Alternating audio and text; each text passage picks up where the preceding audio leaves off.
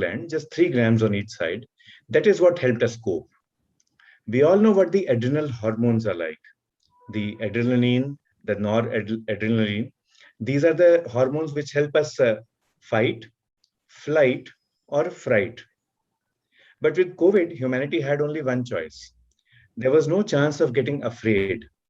And even if we wanted to fly away, where would we go to? I mean, to the moon, to the Mars, to Saturn. There was no planet willing to welcome us. So therefore, we chose to fight. We fought with our adrenal hormones. And one other way that we have fought back is through EPIC, through this endo-physician interconnect, where we've had webinars on various aspects of adrenal medicine. We've talked about hyperfunction, about hypofunction. We've talked about different aspects of disease related to adrenal dysfunction. And through this EPIC series, where we fight back, we've all been able to get together. We call ourselves Homo sapiens, which means the Homo species that is intelligent. But a few years ago, we changed our name, and now we are known as Homo sapiens sapiens. That means we are the species that is intelligent and which knows that it is intelligent. But intelligence is not a finite construct. It is infinite. It is ever growing. It is dynamic. And to make sure that we live up to our moniker, that is Homo sapiens sapiens, we need to be with each other. We need to speak with each other. We need to listen and learn from each other. And that is what we'll do today.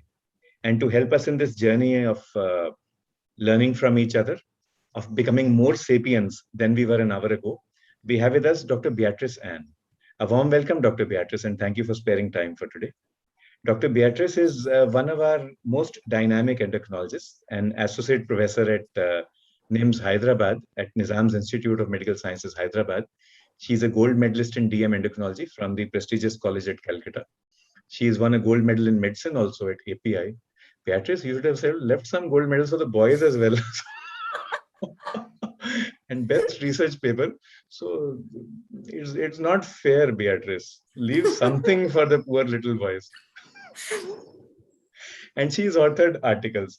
She's authored chapters. One of her chapters is in the prestigious Endotext.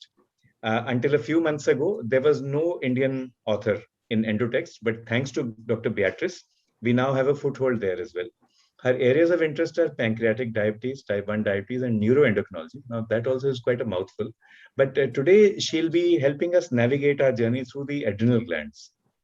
And of course, these 3-gram glands, I mean, they're nothing for Beatrice. I'm sure it'll be a cakewalk, Beatrice. But whom do you have with you on this journey? How are we going to become sapiens, sapiens, sapiens? Who's going to help us out today? Yes, sir. I'll tell you shortly. Thank you so much, sir, for the introduction. A very good evening to all of you and a very warm welcome to this webinar. Today, we'll be discussing about a very interesting topic, that is adrenal obesity. And of late, there has been much interest and much research on the adrenal gland, the adipose tissue crosstalk. So to discuss, so let me first introduce my co-moderator, Dr. Sanjay Kalra, who needs no introduction. Sir is the immediate past president, Endocrine Society of India, the vice president of the South Asian Federation of Endocrine Society, and education editor as well as deputy chair at the International Society of Endocrinology. He's also the associate editor, diabetic medicine, and he's also executive editor of our prestigious journal, Indian Journal of Endocrinology and Metabolism. He's the executive editor of Journal of Social Health and Diabetes, and he's also the associate editor of Thyroid Research and Practice. And sir has a lot of awards and accolades to his name. He has won the Dr. B.N. Srivastava and late Mrs. Srivastava Award 2012 from RSSDI. He has also won the Dawn Award 2009. And he has received the Investigator of the Year Award 2008 from Indian Society of Clinical Research. And he's received the National A.V. Gandhi Award for Excellence in Endocrinology in 2002. And sir has over 200 publications in various national and international journals. And he has given various national and international lectures, and is author of numerous published peer-reviewed research papers and an active peer reviewer as well. And from my side, sir is a wonderful human being and very inspiring teacher, and he always tries to bring out the best in everyone. Welcome, sir. And to give us some insight about this subject of adrenal obesity. We have with us an acclaimed and eminent speaker from the Indian endocrinology fraternity, whose area of special interest is obesity. I would like to welcome Dr. Nitin Kapoor. He's a professor of endocrinology at Department of Endocrinology, Diabetes and Metabolism at the prestigious Christian Medical College, Vellore. He has done his DM and postdoctoral fellowship in endocrinology from CMC Vellore. And he's recently also completed his PhD on clinical and genetic indicators of obesity from University of Melbourne, Australia. And he again has a lot of awards and accolades to his name. He has won the AR-SET Gold Medal by ESI 2020. He has received the Young Investigator Award by Sri Lankan Endocrine Society in 2019. And he has also won the Melbourne Research Scholarship. He's also a gold medalist in the DM examination. And he's also received the A.V. Gandhi Award for Excellence in Endocrine Research and the IGEM Award for Excellence in Endocrine Writing. Kalra sir, I think Nitin has more. And he has over 130 publications, index peer-reviewed publications in various national and international journals in the field of obesity and metabolic syndrome, pituitary disorders, and metabolic bone disease. He's the editor and current and previous edition of A Practical Guide to Diabetes Mellitus, which was released in April 2018. And it's and for those of you who haven't read this book, please do get a copy of this book, because it's a very good guide to diabetes, a very practical guide, I would say, to diabetes mellitus. We welcome you, Dr. Nitin. And it's my pleasure and privilege to introduce our panelists for today. And we have Dr. Jeremy Jones Robles, who has joined us all the way from Philippines. He's Doctor of Medicine from Cebu Institute of Medicine. He has done his internal medicine residency at Cebu Village General Hospital, Philippines. He also has a fellowship in adult endocrinology from University of Santo Tomas Hospital, Manila, Philippines. And he's done his post-fellowship training in medical neuroendocrinology from the National Institute of Health, Maryland, USA. He's the immediate past president of the Philippine Society of Endocrinology, Diabetes and Metabolism. He's the chair accreditation committee for the Philippine Society of Endocrinology. He's a board examiner of Philippine Specialty Board of Endocrinology. He's a member and the executive committee of the Asian Federation of Endocrine Societies. And he's also organized the 2022 ISC APES and AOC Congress in Singapore, and which is to be held in Singapore, and a clinical professor at Cebu Institute of Medicine. He's a director of the Philippine Thyroid Association, and he's also a peer reviewer for several local and international journals, and he's published numerous local and international papers. And his areas of interest are metabolic disease and COVID-19, and diabetes, thyroid disease, and neuroendocrine tumors. Thank you so much, sir, for joining us today. A warm welcome.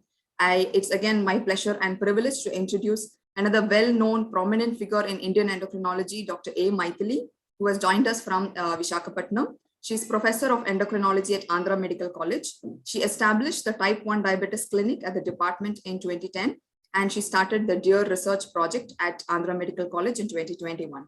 She's a founder secretary of Diabetic Child Society at Vizag, and she's a member of the American Association of Clinical Endocrinology, Endocrine Society, and Ethics Committee for Clinical Trials in Humans in Andhra University. And she has published many journals in indexed journals. And her areas of interest are type 1 diabetes, GDM, and thyroid disorders. Thank you, ma'am. A warm welcome to you. We'll hand over the session to Dr. Nitin to take us through the topic.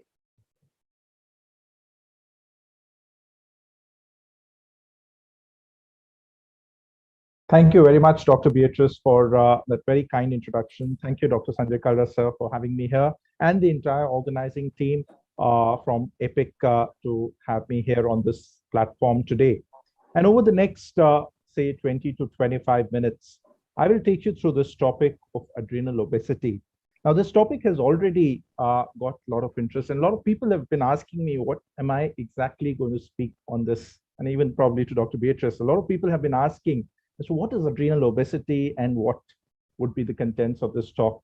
So to end to this suspense, basically adrenal obesity is essentially, as Beatrice mentioned, a crosstalk between the adrenal gland and the adipose tissue. We'll look at the screening, diagnosis, and management, and we'll see how this affects our day-to-day clinical management. I'm sure all of us here in the audience are aware that obesity is a big problem. It's a big problem globally. We know it's in pandemic proportions, but even in countries like India, where we are still emerging as to be a developing country. And when we look at the prevalence of obesity in countries, South Asian countries like India, we see that about 35 to 40% of the Indian population is either overweight or obese. But what really, concerns are even more is when we look at what is the relative change of obesity over the last decade. And this is data from the National Family Health Survey, which was collected now and 10 years ago. And what we see is there is a rampant increase to the scale of 50 to 80% over a period of 10 years. Now, this is worrying. But when we look at obesity through an endocrine lens, through the lens of hormones, I would say that this is a bidirectional crosstalk. We are well aware that obesity can lead to certain endocrine disorders. The most common example would be diabetes, but yes, it's associated with PCOS, it's associated with infertility. But even endocrine disorders can lead to obesity. Starting from the pituitary, we know that Cushing's disease can lead to obesity, growth hormone deficiency can lead to obesity, hypothyroidism can lead to obesity, even hypogonadism can lead to obesity. So this is a bidirectional relationship between the hormones and the adipose tissue. We recently looked at this relationship and we call it the barocrinology, the endocrinology of obesity. We looked at the different hormones and their impact in obesity and what really happens after weight loss to these hormones. But today's topic for focus is on the adrenal gland. I think we all are also well aware of when we talk of diabetes, there is an omnious octate, but there is an omnious octate in obesity as well. And adrenal gland sits right on top there. Just looking at this omnious octate, we're talking about 4 important internal organs: the hypothalamus, the pancreas, the adipose tissue, and the gastrointestinal tract, and how these hormones do affect obesity. But at the same time, there are 3 endocrine glands here. Adrenal gland, as I mentioned, sitting on top there, thyroid gland, the gonads. And for some reason, we can include muscle as well as an endocrine gland, known all the myokines that it secretes and the impact it has on adipose tissue. So today we are going to look at the interrelationship between the adrenal gland and obesity. And the most of my talk would be focused on how adrenal gland disorders can lead to obesity. But before I go on to that, I think it's also important to mention what obesity can do to the adrenal gland. And this is data from a recently published paper in 2020, where they have looked at the size of the adrenal gland volume in people with obesity. And what this graph shows is clearly that there is almost a double volume for the adrenal gland when we compare it between people who are overweight and obese. So normal weight and overweight people have this adrenal volume to the scale of 5 centimeter cube, which is almost double in people with obesity. But the sad part is that when people lose weight, and this is after a post-sleeve gastrectomy, we know there is remarkable amount of weight reduction, body fat reduction, about 20%. But when we look at the adrenal gland volume, it doesn't seem to change. So the bottom line here is this: obesity may persistently lead to an increased size of the adrenal gland, and that may not resolve after weight reduction. So that's what obesity can lead to the adrenal gland. But what can adrenal gland do to the obesity? And as Dr. Kalra very nicely mentioned about the different hormones that are secreted by the adrenal gland, I think we all have learned in physiology, the adrenal gland has a medulla, it has a cortex, and the cortex has 3 parts. We know the aldosterone comes from zona glomerulosa in the cortex. The cortisol, the hormone that we're going to mainly talk about today, comes from zona fasciculata. The androgens come from zona reticularis, and all these 3 together form the cortex, and the medulla produces the fight, fright, and flight hormones, the epinephrine and norepinephrine. Though when we talk of obesity, our focus is predominantly with respect to cortisol, but does that mean the other hormones have got nothing to do with obesity? Probably not. And before I dwell into the role of cortisol with respect to obesity, let me take you very briefly what happens to all these other hormones and how does it, show up in our clinical practice when we talk of obesity and the adrenal gland. So I'll come back to cortisol and I'll take you through a detailed case discussion with respect to the adrenal gland and obesity with respect to cortisol. But just let's start with the other hormones very briefly and talking about aldosterone.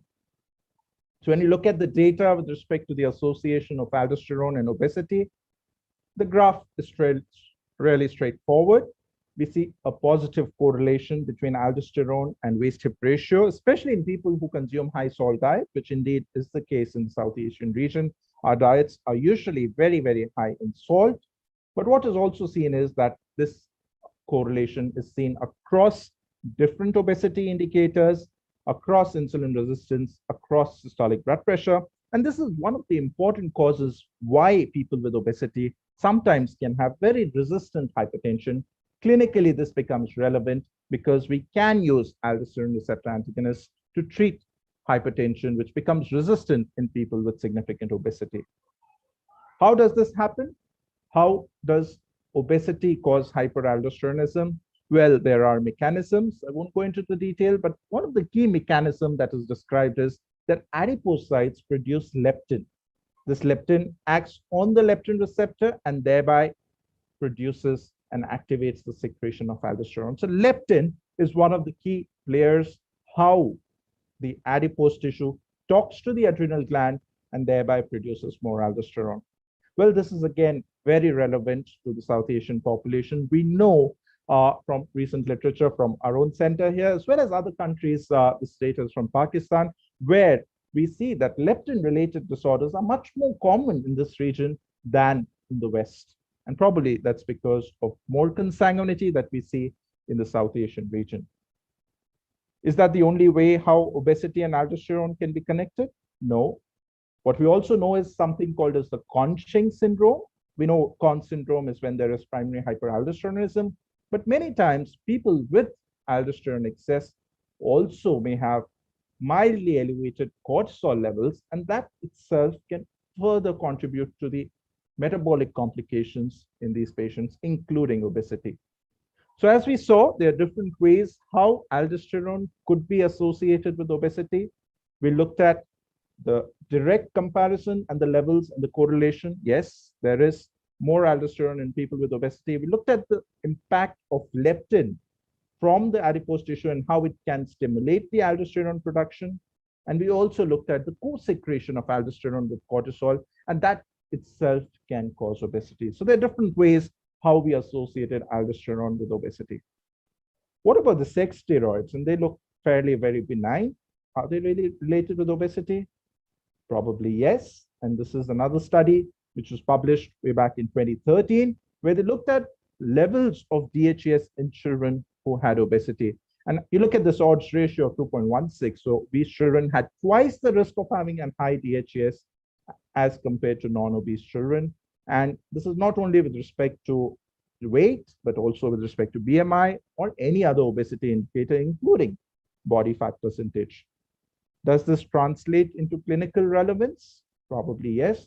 I think the most common or the most important disorder that we see with respect to sex steroids in small children is often with congenital adrenal hyperplasia. I'm sure we are aware of it. This is a disorder where the adrenal hormone synthesis can get blocked because of deficiency of certain enzymes, which in turn leads on to elevated ACTH, increased androgens, and decreased cortisol. With decreased cortisol, yes, the initial presentation can be a very cachectic state, vomiting, hyponatremia.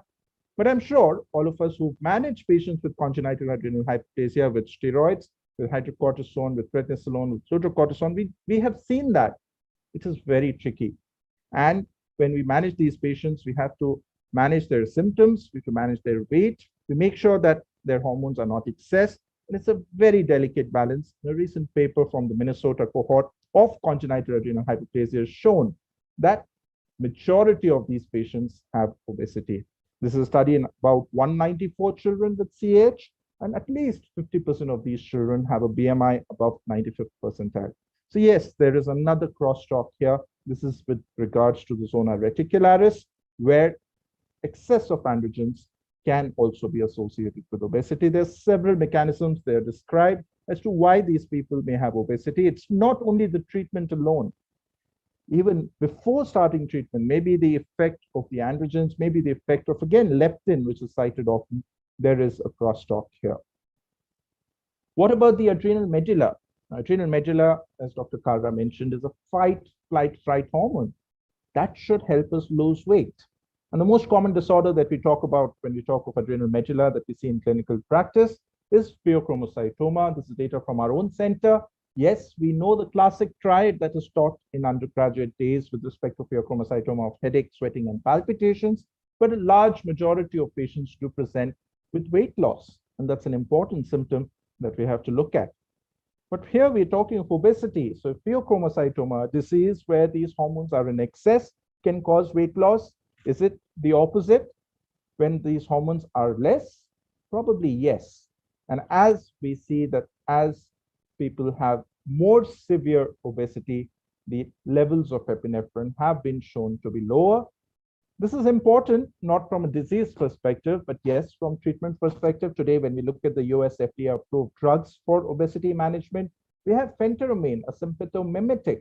And when we look at the trials, yes, this drug is one of the US FDA-approved. This works by increasing these hormones, the sympathetic system, and thereby produces weight loss. So again, there is a role of adrenal gland with respect to obesity. But as I said before, I think the most important role, and that's what my rest of the talk would focus on, is at the zona fasciculata. And that's where we talk of glucocorticoids, the secretion of cortisol, and how we encounter that in clinical practice. And I thought to make it more clinically relevant, I'll take you through a case of Cushing's syndrome, a patient with an adrenal Cushing's who presented to us 3 months ago. And I'll take you through her weight gain and weight loss story, how it has evolved. So this is a story of a 32-year-old lady who presented to me in May of this year. She presented with history of 15 kgs of weight gain, which was there for the last 8 months.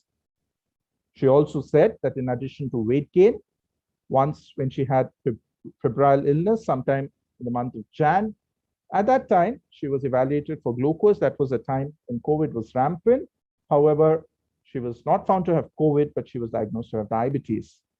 Fairly young lady, 32 years old, 200 milligrams of milligram per deciliter of blood glucose. She started on insulin. In addition to this, she also complains of bony pains and weakness. This was in all 4 limbs for a 2 months duration, but it had really progressed fast. In the last 2 weeks, she would say that she cannot even climb stairs without support. In addition, she also had hypertension. She had irregular menstrual cycles. She'd also noticed easy bruisability. When we had asked her to give the blood tests, she came back with a big blotch on her arm, on her forearm, with suggestive of easy bruisability. However, there was no history of hyperpigmentation, acne, or hirsutism. And I would like to highlight this point here. In clinical practice, when we see or we suspect patients with Cushing's syndrome, I think it's very important to get this history, because if you don't have this history, you may have to consider an adrenal cause. Yes, by all possibility, the pituitary cause of Cushing's is most common, but if there is no hyperpigmentation, probably clinically it points towards lesser amounts of ACTH and therefore probably having an adrenal cause of Cushing's syndrome. Well, the patient had no history of recurrent infections, no pigmented striae, no other history suggestive of any other hormone hyposecretion. And another very important history that we need to ask in all our patients where we suspect Cushing's is that there was no history of exogenous intake of steroids. Now, this is the second point and the second important message that I'd like to leave here. When we do see patients with Cushing's, suspected Cushing's in clinical practice, this is another very, very important history, especially again relevant to the South Asian region. And I'll allude to another patient that I had seen a couple of years ago. And this patient had florid symptoms of Cushing's syndrome. And then I did an 8 a.m. cortisol, which was suppressed. And I was clearly of the opinion that this patient is taking steroids from somewhere. Despite asking several times, she would say, no, doctor, I have not taken any tablet before. I have not taken steroids. I was quite helpless. I actually admitted her thinking that maybe she's something called a cyclical Cushing's, very rare. Maybe she doesn't have cortisol secretion at times when we are checking. Maybe she had higher levels, but she had classical Cushing's. And she had classically low cortisol despite classic features. And it was only during rounds when I was going for morning rounds and I saw these packets lying on her bedside. And what is written here in Hindi is Joro ka dard, that means for joint pain. And this is what she was taking thrice a day. And she didn't even mention it. So people are even unaware in our region that they are taking steroids. When we analyzed this was dexamethasone. She was so happy with this for her knee osteoarthritis that she was telling me, doctor, this is the most effective thing that I've ever had for management of osteoarthritis. You can recommend it to your patients also. But this solved the mystery, and she actually had exogenous Cushing. So the point that I'm coming to is that when you suspect Cushing's clinically, it's important to ask for history of symptoms of Cushing syndrome. The important point of finding out whether there is hyperpigmentation of existing scars or not, or generalized hyperpigmentation in the mucosa, knuckles, or nail beds, if that history is absent, you think of an adrenal cause, and the important history of exogenous steroid intake, which may not always be apparent in terms of tablets or injections, could be in terms of native medications or some kind of powders or some kind of herbal medicine. So it's important to ask that history. Let's move on. Let's look at the examination of our patient. Our patient had morbid obesity, BMI of 36 kilogram per meter square, centripetal obesity, waist circumference was extremely high. At admission, though she was not on any antihypertensives, her blood pressure was 180 by 120 millimeters of mercury, significant bilateral pitting edema, severe proximal myopathy, which was apparent when she had mentioned about difficulty in climbing stairs. So even on history, we were aware of that. On examination, she had moon facies, she had a dorsocervical pyrofat. Let's look at some of these clinical features in practice. We say somebody has moon facies when we stand in front of the patient and we see that we cannot see the ears of the patient. And that's how you see this is a classical moon facies. This is a purpura because of a line put, a central line sometime, and you see the classical purpura. You look at the centripetal obesity in this patient. When you look at the hands, you probably don't think this patient will be so obese. A classic lemon on stick appearance that is described in patients with Cushing's. So in clinical practice, when we have a patient who we suspect Cushing's, I think it's very, very important to differentiate from constitutional obesity. So how do we do that? How do we differentiate whether our patient is just having constitutional obesity or an adrenal cause of obesity that we are discussing? And I think for this, it's very easy when you use these discriminatory features of Cushing's. And I might highlight on the important ones here. These are based on symptoms and signs. When you look at symptoms, we look at proximal myopathy. If present, it has a very high discriminant index. What does it tell us? Yes, if these features are present, your patient is more likely to have Cushing's rather than obesity. Similarly, facial plethora, hypertension, bruising, and I think our patient was giving us very clear answers that she had proximal myopathy, she had very high blood pressure, she had easy bruisability, she had all the features which tell us that there is a high discriminant index. However, if these are not present and if the patient is having severe obesity, maybe to the same degree, then at that point we would consider constitutional obesity clinically. How did this basic discriminatory index come into being? And for the residents who are listening to us today, I think this is a landmark paper published in the Lancet way back in 1982 by Ross and Lynch. And believe me, nothing much has changed from this 1982 paper. What they did in this study was they looked at patients with Cushing's and those who had constitutional obesity. Those who had Cushing's had biopsy, histologically proven Cushing's after evaluation, and they found out which are the clinical features which are more likely to help us differentiate a Cushing's from a non-Cushing's. And this is the same thing that I showed.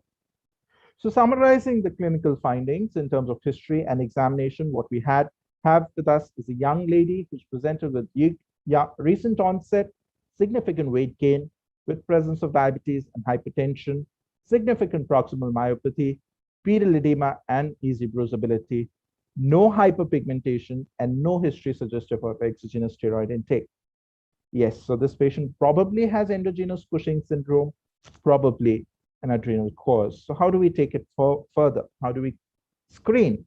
And I think it's not uncommon for us to have a patient suspected with Cushing's, especially exogenous kind of Cushing's, but it is important for all of us as physicians to know what should be our first step to screen Cushing's. And the first and the most important test in any patient that you suspect, whether adrenal or non-adrenal, would be to do an 8 AM cortisol.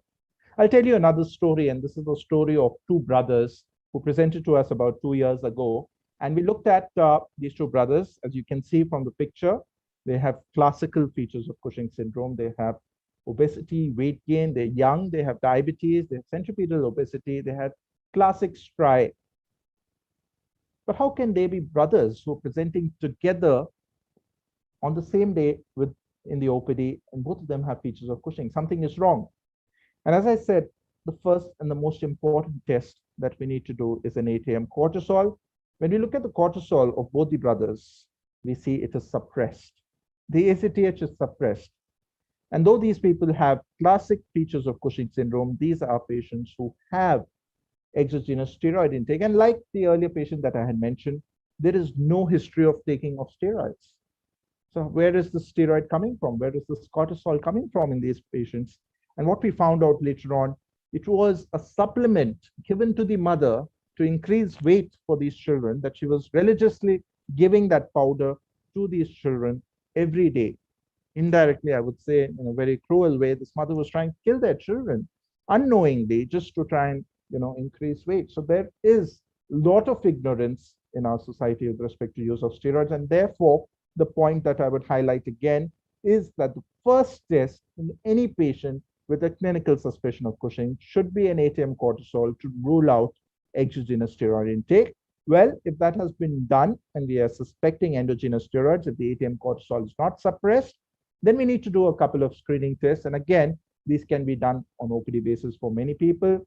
We are going to prove a loss in circadian rhythm. That means we're going to do a midnight cortisol. We're going to look at a 24-hour urine cortisol, and we are going to look at an overnight DEXA suppression test. At least 2 out of these 3 tests should be positive. I'll take you very briefly through all these 3 tests, how we do it in clinical practice.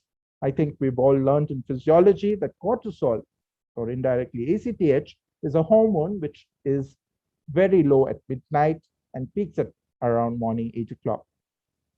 This is the normal circadian rhythm of plasma cortisol. But what happens in Cushing, this is one of the first things to be lost in early stages of Cushing's. This circadian rhythm gets lost, and that means that the midnight cortisol is not suppressed, and it gradually goes up. And in clinical practice, if we measure the midnight cortisol in a patient who's sleeping, it should be less than 1.8 microgram per deciliter. But if it is more than that, this is definitely a feature of Cushing's. If the patient is awake, then a little higher cutoff is suggested of 7.5 microgram per deciliter. So this is the first screening test of midnight cortisol. Yes, we can use salivary cortisol if those facilities are available, but blood cortisol can be drawn anywhere. What about 24-hour urine cortisol? Yes, if the patient is explained how to collect a 24-hour urine correctly, to collect all the urine that they pass for 24 hours, there would be an important value that we get. If it is more than 400 micrograms per day, that would be considered as a positive screening test. And the third test that I mentioned was a 1 milligram dexamethasone suppression test, where often we ask our patient to take 2 tablets of 0.5 milligram dexamethasone at 11 p.m. I said 2 tablets of 0.5 mg because 1 mg is not commonly available. So it's probably good to tell the patient this way. Otherwise, they might take just 1 tablet and that may give a false positive report. So they take 2 tablets of 0.5 mg of dexamethasone at night at 11 o'clock. And next day morning, they check their cortisol. And if the value is more than 1.8 microgram per deciliter, yes, that is suggestive of Cushing's. So 2 out of these 3 screening tests, if they're positive, yes, we've proven that this patient has an endogenous Cushing's. Let's go back to our patient and see what kind of reports our patient had. You see this 32-year-old lady got an A1C of 12%, florid diabetes, very bad cholesterol levels, and high blood glucose levels. Let's look at the cortisol levels. We look at an 8 a.m. cortisol of 23. So that is telling me clearly this is not exogenous steroid intake. The midnight cortisol is high, and this patient was awake. It is more than 7.5 microgram per deciliter, and that tells me there is the first screening test is positive. The urine cortisol is also high, and so is the post-1 mg. And I'm very sure this patient has endogenous Cushing's. And the next important test that we have to look at is the ACTH value. And normally, these ACTH values in the presence of high cortisol, if they are suppressed, these are low. And if they are suppressed, less than 5, we are sure that this patient has an adrenal Cushing's. Is there any other shortcut? Are these tests sounding too cumbersome for screening for Cushing's in day-to-day practice? Like we do in diabetes, we measure a protein creatinine ratio instead of 24-hour urine protein. A couple of years ago, we validated the utility of urine spot cortisol creatinine ratio, and that has shown to be very useful. If your lab is able to measure both the cortisol and the urine, cortisol and the creatinine in the urine, it seems to have a high sensitivity at a cutoff of 11.32 nanomole per micromole. Finally, we did look at the ACTH levels in our patient, and we found that the ACTH levels were low, and that tells us this is adrenal Cushing's, and we go on to imaging. So because the ACTH levels are low, we went ahead with the CT abdomen and a very clear adenoma that we see in this lesion, in this patient, an adenoma on the right side, which is well circumscribed, and taking up contrast, the features with respect to washout are suggestive of a benign adenoma. The patient underwent a surgery, and you see that there is a benign adenoma that has been taken out, and the patient got cured. I did a teleconsult with this patient last week, and this is 3 months after surgery. She's lost 11 kgs. We're talking of obesity here. She'd gained a lot of weight when she presented to me first, and with this diagnosis, she's lost weight. Her anti-diabetic agents have come down, and she's right now only on metformin. She's off for insulin. Her blood pressure is normalized. She is not on any antihypertensive dose drugs. She's feeling fit. She's doing all her day-to-day activities. Her 24-hour urine cortisol is normal. Post-1 mg is suppressed, and she is cured of her adrenal cause of obesity.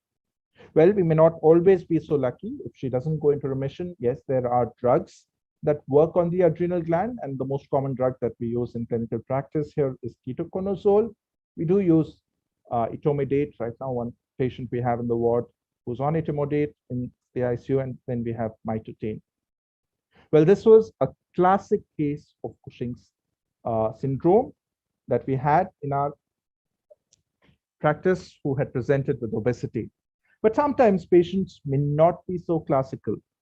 A patient may have gone to do a scan for something else, and somebody has found an adrenal lesion, and now the cortisol levels that I described are borderline.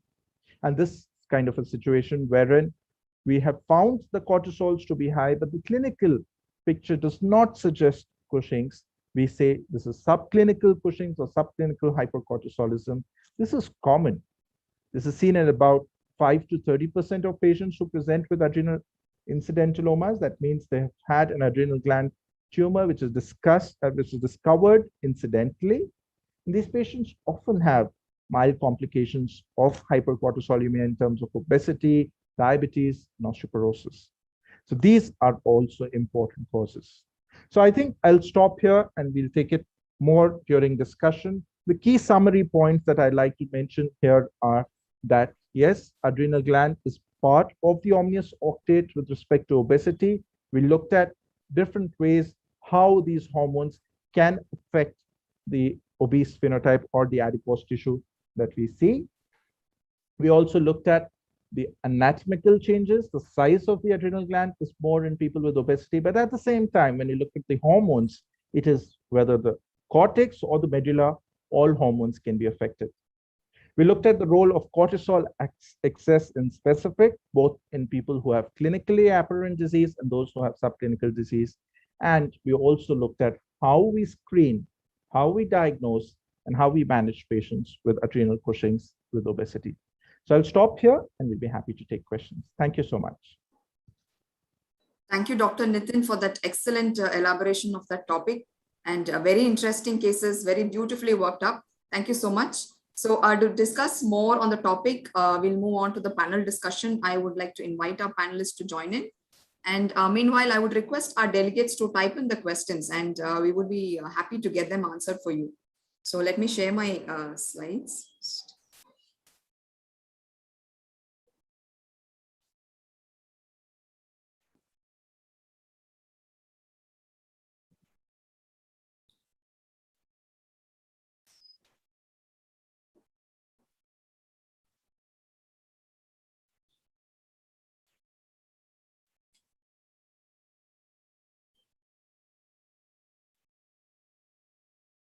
So let me ask Dr. Jeremy.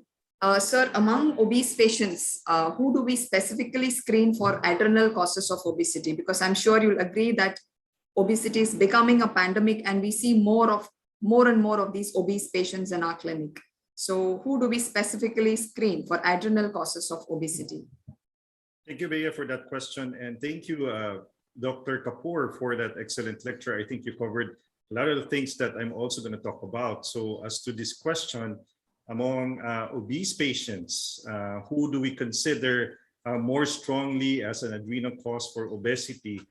And well, obviously, the Cushing's syndrome would be our best option in terms of considering as an adrenal cause for these patients. Often we will see these patients with clinical manifestations that are quite obvious. Dr. Kapoor did talk about the abdominal striae. You also talked about the buffalo hump, the skin thinning, as well as the central obesity. These patients will already be considered for secondary causes of obesity. And a lot of these patients also will manifest with elevations in their blood pressure. So secondary causes of hypertension are also included in that list of patients that you would like to work up for possible adrenal causes of problems, or in particular obesity. Interesting, because Dr. Kapoor did talk about the role of aldosterone among obese patients. Now, we've gone through some of the papers that have indeed pointed out that the adipose tissue is capable of producing some sort of aldosterone production already at their level. And as mentioned by Dr. Kapoor, they can also produce steroids. So these are things that you need to keep in mind. But more obviously, these patients will manifest with clinical manifestations consistent with Cushing's syndrome. And these manifestations are quite obvious. Thank you, Dr. Jeremy.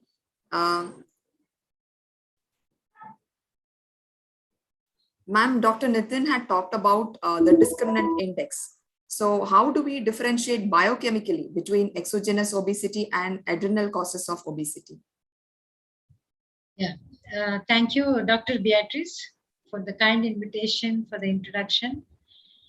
And for me, it's always I always enjoy and admire Dr. Nitin Kapoor's talks, and today it was the same. And I always, enjoy the presence of Dr. Sanjay Kalra. Privileged to be with Dr. Kalra and Dr. Jeremy today. So the question Beatrice asked me is to the biochemically how to differentiate between exogenous obesity and adrenal causes of obesity.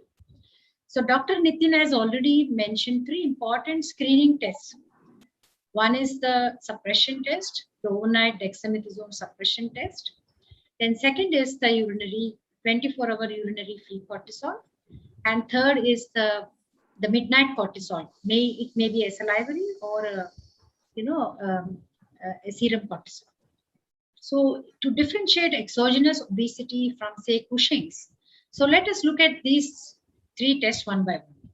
I think the optimal test would be to start with a suppression test.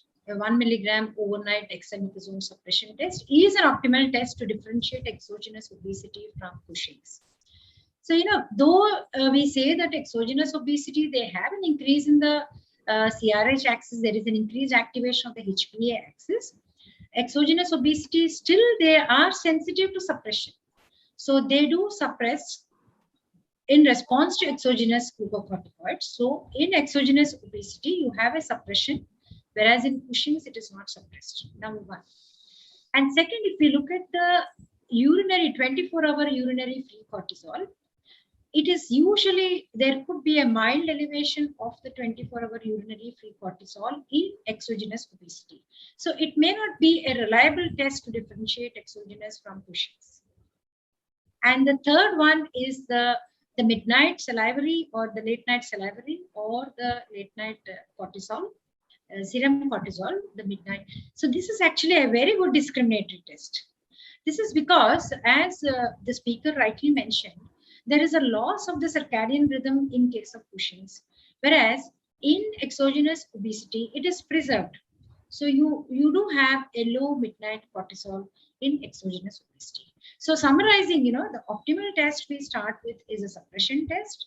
And then of course, if suppose the suppression test is, say, there is no suppression, still you are thinking of an exogenous obesity, you can use a combination of tests. Then you can do a midnight cortisol. And if the midnight cortisol is suppressed, then it would say this is exogenous obesity. So sometimes we may have to combine the 2 or 3 tests to arrive at a diagnosis. Yes, clinically very relevant points, ma'am. Thank you. Dr. Nitin, you were talking about the treatment of adrenal cause of obesity of one of your patients. You just told us about that case. So what are the changes in body fat that you could expect after treatment of adrenal cause of obesity? Thank you, Dr. Beatrice, for that question. And I think when you look at literature, what is available in people who have adrenal hypercortisolism or an adrenal cause of obesity, and after they have been treated, I think there are 2 or 3 important points that emerge. One, it's important to know that before any weight loss happens, the body fat starts coming down. So after treatment of adrenal Cushing's, it's often the body fat that comes down first and then followed by weight. The second important thing, when you look at the body fat distribution, how it changes after surgery or after treatment, it is the visceral adiposity which comes down first. There's a paper in 2003 from JCM where they very clearly shown that the appendicular fat doesn't seem to change much. Probably to begin with, we have a lot of visceral adipose tissue, and that's why it starts coming down, but that's important. And the third, and a more clinically important point that we see after removal of the tumor or removing the cortisol or treating that adrenal cause of obesity, when we look at the body composition, the fat comes down, but the muscle does not go up. So in classic literature and teaching, we know that cortisol is a hormone that increases fat and reduces the muscle mass. But after removing that cortisol secreting tumor, the muscle mass doesn't increase as much as it could. And probably this is an important message for clinical practice. We should encourage our patients who've been treated for adrenal causes of obesity to have probably more protein to build up with their resistant exercise and build up the muscle that they have to. Even though fat does come down, the muscle doesn't go up. Thank you. Very interesting. Dr. Jeremy, can you throw some light on the adrenal adipose axis? We've been hearing a lot about this adrenal adipose crosstalk. Yes, thank you, Beatrice. Again, another interesting question. You know that when you review your endocrinology, you know that the HPA axis particularly focuses on your adrenal. But really, when we talk about the adipose tissue, it also has its own mechanisms to control the actions of your adipocytes. So now, remember that in the case of obesity, similar to diabetes, the main issue that binds them together is really inflammation. So these are inflammatory state. When you are obese, you notice that a lot of the adipokines are produced, and a lot of these are inflammatory markers as well as molecules that can push your patient in an inflammatory state. Now, in response to that, your HPA is an anti-inflammatory. So your cortisol that's being produced by your adrenal glands is an anti-inflammatory molecule, and this can help your body put itself back in equilibrium. So the HPA axis, which pretty much has a response system, is really affected by the adipocytes as well. And for that matter, with our discussions, you now know that the adipocytes are pretty much affected by your adrenal axis as well. So there is really that crosstalk between the two of them. And there's a lot of complex mechanisms that may be involved here. And that it's interesting to note that these two systems really will cross each other and affecting our patients. So pretty much obesity is a global problem. It's not only in India, we have about the same rate with obesity here in the Philippines. And it's interesting how a lot of papers are coming out with regard to this topic.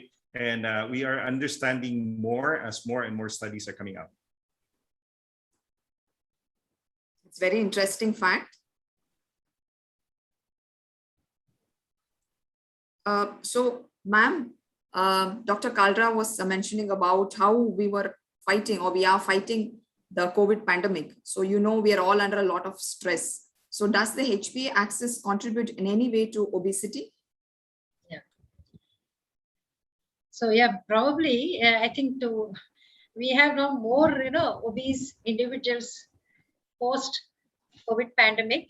So probably one of the contributing factors could be the HPA axis. So to continue with what Dr. Jeremy mentioned, so there is always a crosstalk between the adipocyte and the HPA axis. And in obesity, we all know there is an increased activation of the HPA axis. There is an increase in the CRH. There is a mild increase in the cortisol secretion. But however, the circulating cortisol concentrations remain normal.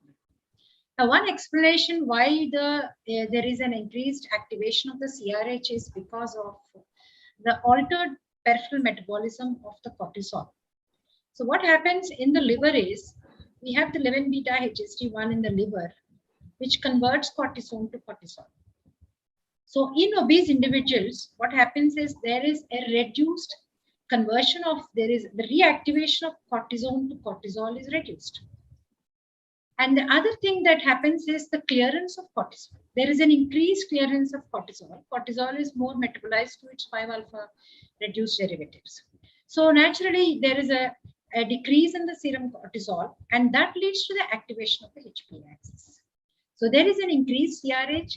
There could be an increase this could be responsible for slight increase in the 24-hour urinary free cortisol. But however, the serum cortisol by and large remains low.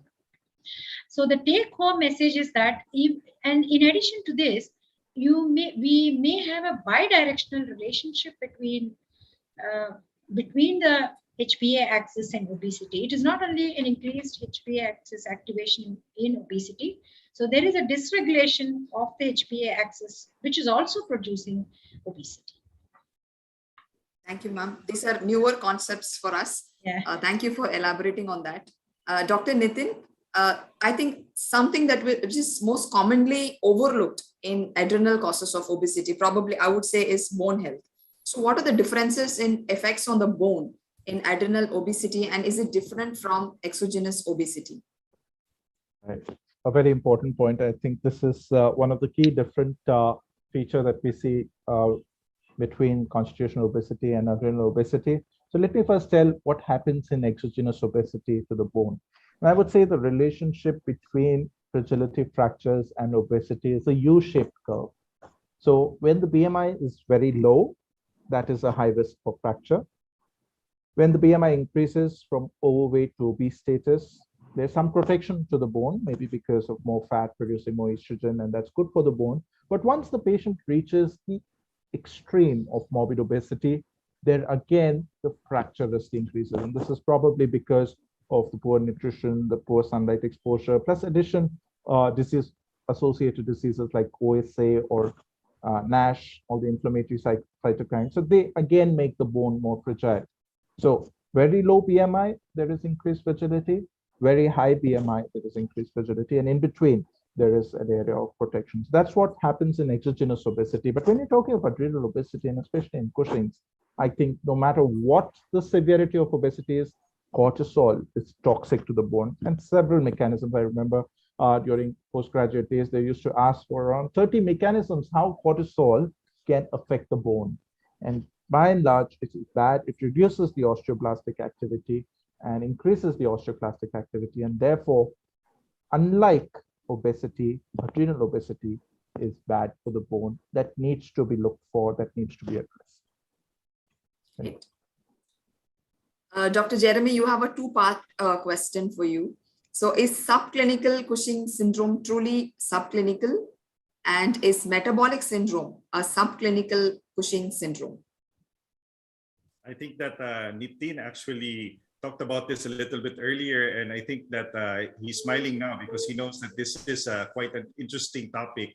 A lot of people still debate on whether or not there is really a subclinical Cushing syndrome. But in reality, there's a lot of papers been written down on this particular topic. One of the leading researchers would be that of Lynette Nieman, who's also from the NIH. And way back in 2014, she did come up with a review article stating that even at that point and up to today, it remains a debate exactly what values we consider as subclinical Cushing's. And just to differentiate from Cushing's per se, subclinical Cushing's does not manifest with any of the clinical manifestations or extreme manifestations of Cushing's disease, such as the striae, as well as the other clinical manifestations. So the clinical significance of Cushing's, subclinical Cushing's, remains in question of whether or not this is just a phase in the pathology of these patients. And therefore, a lot of these patients, we often will end up with the recommendation of following them up if they don't manifest with extremes already of biochemical as well as cardiovascular diseases that are an outcome of the excess in cortisol. As our speakers have said earlier, cortisol is toxic to the body, but in a way, it is also a response of the body to what is being presented with, or the inflammatory disorders that these patients are actually presenting with. For the second question, this is interesting because it's trying to correlate two entities. No? As you know, metabolic syndrome consists of several parameters. There are several disorders that are present in metabolic syndrome. And of course, you know that high BMI is also included in the profile of patients that have metabolic syndrome. But in the case of metabolic syndrome and subclinical Cushing's, it's interesting to note, and I feel that a lot of the studies will point you to the idea that Cushing's more may be that of a pathology inherently among our patients. Of course, with the exception of those that are taking steroids exogenously. And in contrast, metabolic syndrome is more of a lifestyle disease that eventually will cross-link again with your subclinical Cushing's, because for a lot of our patients that have Cushing's, they may push patients to metabolic syndrome. A lot of the metabolic syndrome patients may not necessarily end up with Cushing's syndrome. So that being said, at some point, they will probably talk to each other and have this crosstalk already, but one may not necessarily lead to the other. But both of these entities are indeed very dangerous, and we need to address them, and it is indeed a global problem. So a lot of these things are very interesting. New data will be presented in this coming conference that Dr. Kalra and myself have involved with, and that's going to be on the ISE 2022. That's going to be in Singapore if it's going to be face-to-face. I think there's a lot of interesting data that's going to be presented there. And of course, we're going to have Professor Nitin Kapoor joining us for that conference. We look forward to the learning. And so what you say, it may not always be a bi-directional relationship. So thank you, Dr. Jeremy, for clarifying that. Ma'am, I think another sort of obesity that again is not much attention is given to is again sarcopenic obesity. So sarcopenic obesity, is there any overlap with adrenal obesity? Yes, Dr. Beatrice, yes, the overlap is quite significant. So when we say sarcopenic obesity, it is the age-related changes in the body composition that lead to a picture of weight gain plus sarcopenia. And this is what is the definition of sarcopenic obesity. The pathogenesis of sarcopenic obesity is multifactorial.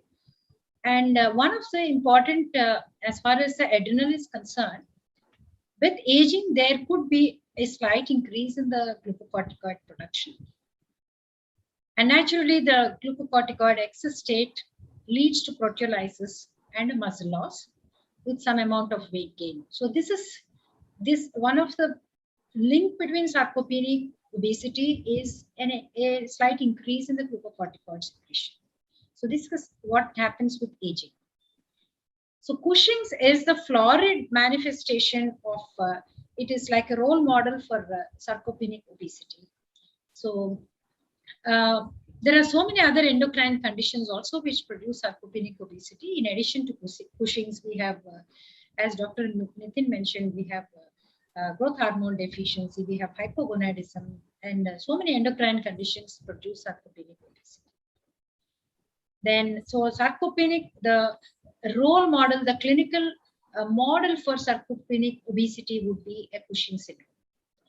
And what I have just gone through is, maybe Dr. Nitin will add to this, that in Cushing syndrome, we have more of a loss of the muscle strength and the muscle quality rather than the muscle fiber loss. And this is probably due to fat infiltration.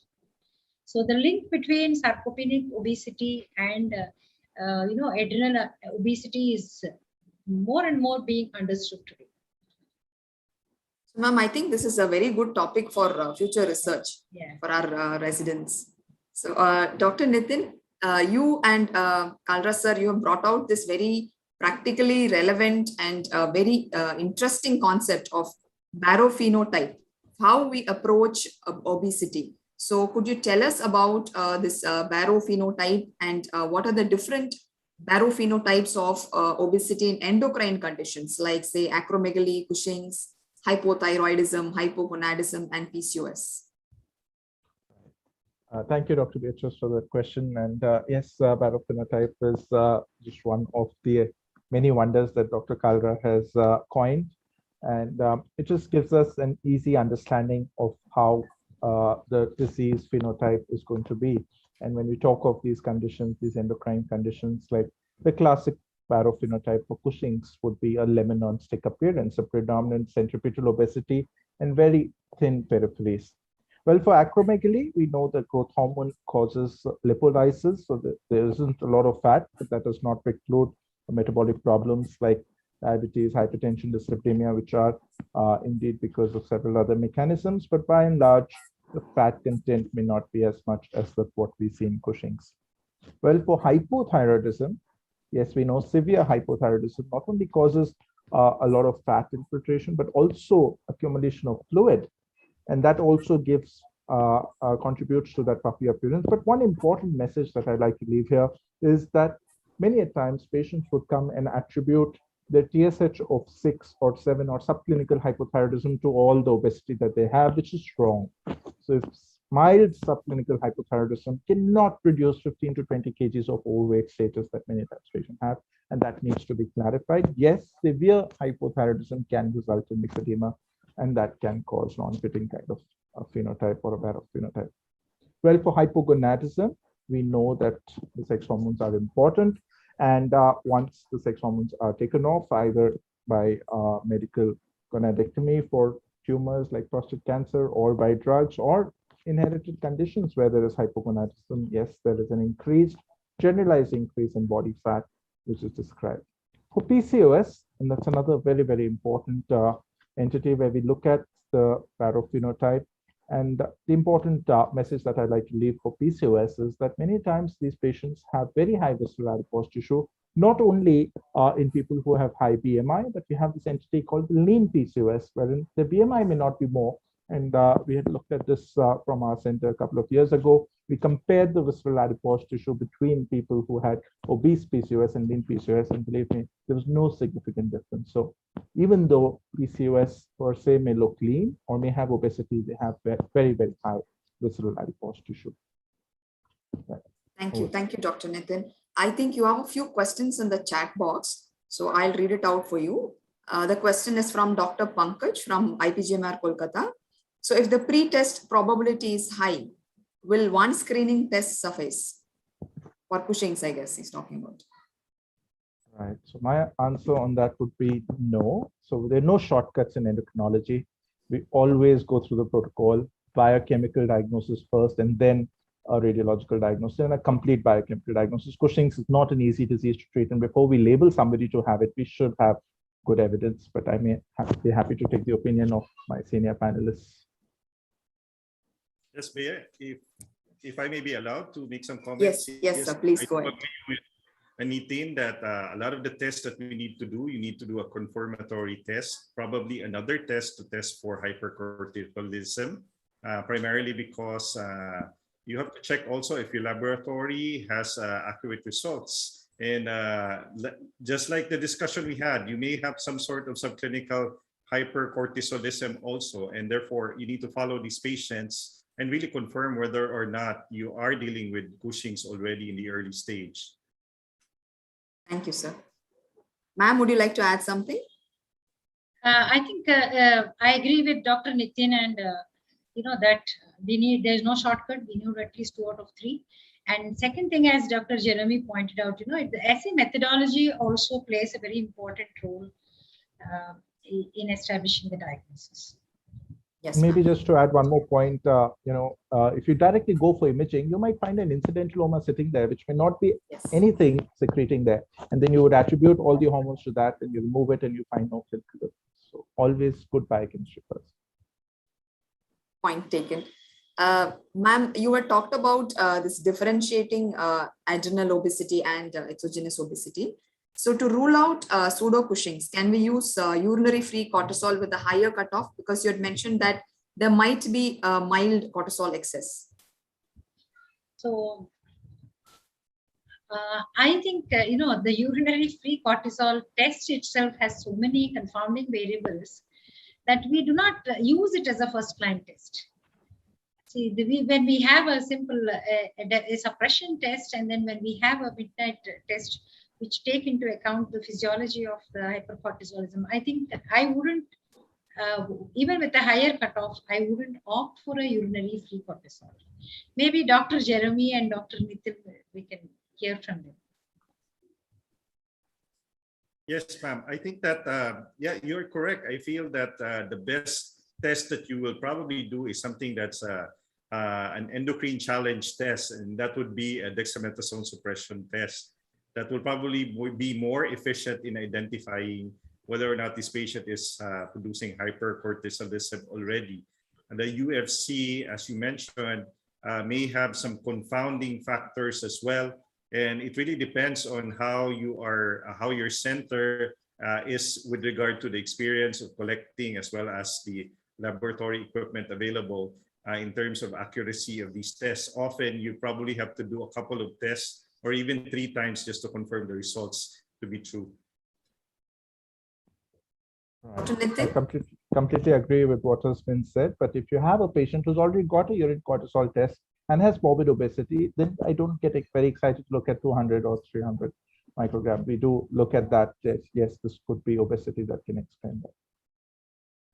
Okay. You had talked about your paper about the spot urine cortisol and creatinine ratio. So Dr. Pankaj would like to know whether you need to do it twice. Right. So when we use this test is essentially when we cannot do a 24-hour urine collection because either the patient is going or leaving. So as you know, we are a tertiary care center, which is a small city. Patients just come from far away to seek management here. And if they have time constraints and when they're going back and we don't have a 24-hour to collect the urine properly, then we do this test. So that doesn't really happen that I have to do it twice. So one test would tell us whether it's positive or negative. So I don't do it twice. Thank you. That brings us to the end of our panel discussion. And we have had a very fruitful and enjoyable discussion on this rather offbeat, but very interesting concept of adrenal obesity. I would like to thank the panelists for their insights on this interesting topic. And my special thanks to our speaker, Dr. Nitin Kapoor, for giving us that great overview of adrenal obesity. And I would like to thank our audience for joining in and actively participating in this session. And I would like to thank Dr. Sanjay Kalra for giving me this opportunity, and Samarth Life Sciences again for hosting the event. And we'll see you again next month. And we have another interesting topic, adrenal diabetes. So we'll see you again next month for that. And over to you, sir, for the concluding remarks. Thank you, Dr. Beatrice. Now we know why you and Dr. Nitin have got all the gold medals that are available. But we also have very good teachers. And thanks to Dr. Maithili and Dr. Jeremy for sparing time, especially Dr. Jeremy. It is so late night for you. And you're still looking so fresh and so young. So Dr. Jeremy, what's the secret of looking so handsome and so young? What do the adrenal glands do to keep you this way? I think we share the same secret. Sanjay. So I think we won't be able to say that because it's not going to be a secret anymore. Okay. So, but this is my 5-year-old nephew who lives in Hyderabad, where Dr. Beatrice also lives, and his name is Arav. And he said, what's the point of having a secret if you can't share it? You know, I mean, so that's also a point. So maybe we'll meet next month when we talk about adrenal diabetes, and then we'll get Dr. Jeremy to share all these secrets with us. But thanks to everybody who has been with us this evening. And I'd like to hand back to the team from Samarth and a conclusion from your side, please. Yes, sir. On behalf of Samarth Life Sciences family, I would like to extend our heartfelt thanks to all our esteemed panelists and delegates who have taken time from the busy schedule to attend today's webinar on adrenal obesity. I'm sure, sir, most of you would agree that there's a dearth of long-term clinical data with subjective health outcomes with respect to diagnosis, screening, and drugs used to manage adrenal disorders. And this is precisely one of the reasons why we started this initiative under the banner of EPIC for more and continual experience sharing among the medical community. With today's webinar, we have completed close to 11 webinars on adrenal medicine, 6 last year and 5 this year. And on behalf of Samarth Life Sciences family, we would like to express our sincere gratitude towards our national conveners, Dr. Sanjay Kalra, Dr. Rakesh Sai, and Dr. Ganpati Bantwal, for helping and guiding us to organize this series of webinar on usually less discussed adrenal disorders and adrenal medicine. Big thank you to all of you from Samarth Life Sciences family. Proud to be the only manufacturers in India of high zone tablets, that is hydrocortisone, and fluorocortisone tablets, that is fludrocortisone. Stay safe, stay healthy. Thank you all.